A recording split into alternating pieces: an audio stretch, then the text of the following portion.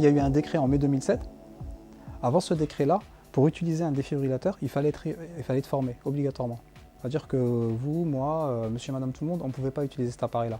Et depuis le décret, en fait, n'importe qui peut l'utiliser. Les automatiques sont en fonction, ouais. Mais par contre, sur le semi-automatique, il fallait obligatoirement une formation. Maintenant, c'est plus le cas.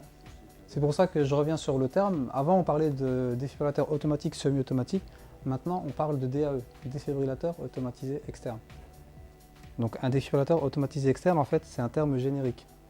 Donc, sous ce terme-là, on retrouve deux choses. On retrouve les défibrillateurs automatiques, ce qu'on appelle aussi les défibrillateurs entièrement automatisés. Donc, sur ce type d'appareil-là, en fait, lorsque l'appareil va faire son analyse, il va envoyer le choc de lui-même. C'est-à-dire qu'il ne va pas vous demander de choquer ou pas.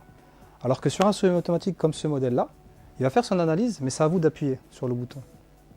Alors déjà, premièrement, pour commencer, il faut savoir que c'est un appareil qui va peut-être rester pendant 10 ans dans vos locaux sans que vous ayez à l'utiliser. Donc première question, la maintenance. Alors il faut savoir qu'il n'y a aucune maintenance sur cet appareil-là. L'appareil, il effectue de lui-même ce qu'on appelle un autotest journalier quotidien. Il vérifie l'autonomie de la batterie qui est là. Donc à l'intérieur, tout à l'heure, je vous montrerai comment on l'installe. Donc il vérifie l'autonomie de la batterie. Il vérifie que l'électrode est bien connectée. Donc le jour où on en a besoin, il ne s'agit pas d'aller chercher l'appareil dans l'armoire et l'électrode dans le tiroir. L'électrode est toujours connectée et il vérifie les circuits internes. Donc vous avez une seule chose à faire, c'est effectuer ce qu'on appelle un contrôle visuel. Une fois par semaine, une fois toutes les 2 semaines. Donc de temps en temps, regardez à ce niveau-là. Vous avez ici un petit repère vert. Vous avez une petite croix verte. Donc quand c'est vert, ça veut dire que tout est OK. Par contre, quand ça passe en rouge, il faut se poser la question. C'est soit au niveau de l'électrode, au niveau du connecteur, c'est mal connecté, soit la batterie est à changer. Alors si vous oubliez de regarder de temps en temps, une fois toutes les 2 semaines par exemple, ça va biper également toutes les 5 minutes. Et je peux vous garantir que c'est agaçant. Des fois, l'appareil, on l'a dans le bureau, ça bip, ça bip, ça bip, et à un moment donné, vous serez obligé d'aller voir. Et en règle générale, c'est toujours le pack batterie qui a changé.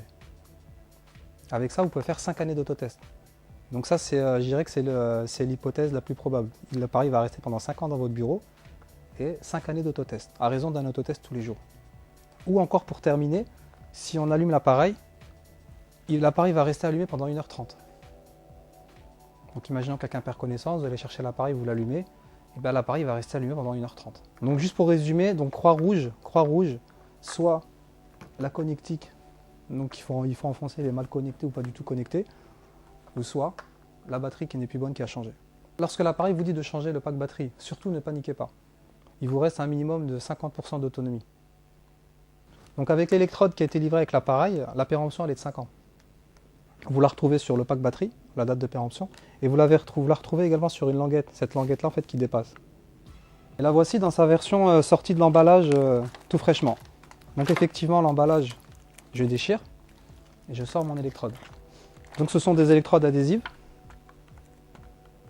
Donc si c'est fermé hermétiquement, c'est pas pour rien, c'est à l'abri de la lumière et à l'abri de l'humidité.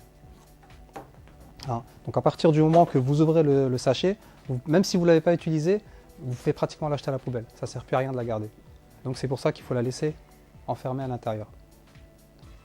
Donc je vais vous montrer comment les installer. Donc la première chose à faire, dans le carton vous allez trouver le pack batterie. Donc la première chose à faire c'est d'installer le pack batterie. Donc en fait comment que ça se passe? C'est au dos de l'appareil. Donc on a l'ouverture pour le pack batterie. Et donc en fait ça se fait à ce niveau-là. Ici vous avez 2 encoches à ce niveau-là. Donc en fait ça peut se faire avec un tournevis ou avec une pièce de 20 centimes. Donc vous insérez à ce niveau-là. Voilà. Et on ouvre. Et donc vous prenez votre pack batterie, vous avez vos 10 piles, c'est 10 piles au lithium, hein. C'est 10 piles au lithium. Donc vous prenez les 10 piles au lithium et vous les installez, une à une. Exactement. Non, c'est 10 piles au lithium. Donc arrivé à la 9e pile, la 9e ou la 10e pile, l'appareil à un moment donné va parler, et il va vous dire si les piles sont neuves, appuyez sur le bouton. Donc effectivement les piles seront neuves à ce moment-là, et donc vous appuyez sur le bouton qui est là. Voilà. Donc c'est le bouton qui est situé ici en fait. Voilà. Donc vous appuyez dessus. Voilà.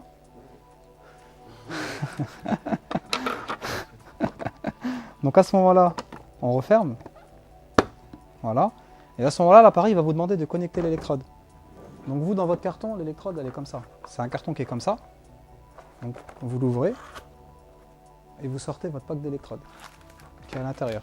Il va vous demander de connecter le câble, connecter l'électrode. Donc vous connectez l'électrode à ce niveau-là, au niveau du connecteur. Ensuite, vous prenez le capot, hop là, et vous n'avez plus qu'à refermer. Voilà. Vous avez la sacoche qui est livrée avec. Après, vous n'avez plus qu'à mettre dans la sacoche. Là. Voilà. Et puis le jour où vous en avez besoin, vous n'êtes pas obligé de le sortir de la sacoche. Vous ouvrez simplement et puis vous faites sauter le capot. Voilà. Sous la tête, comme ça, c'est fait. Ouais, c'est ça.